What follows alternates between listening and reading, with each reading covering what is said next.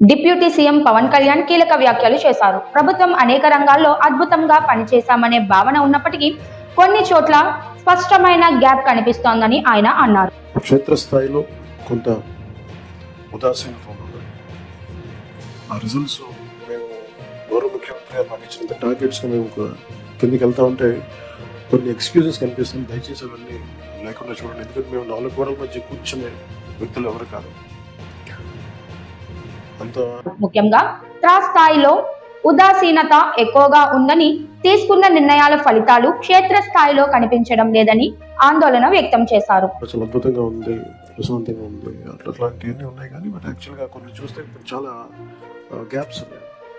అవి కొంచెం maybe departments ఉన్నతాధికారులు అందరూ కూడా దయచేసి అది ఒక్కసారి మీరు క్షేత్రస్థాయిలో ఫిక్స్ అకౌంటబిలిటీ.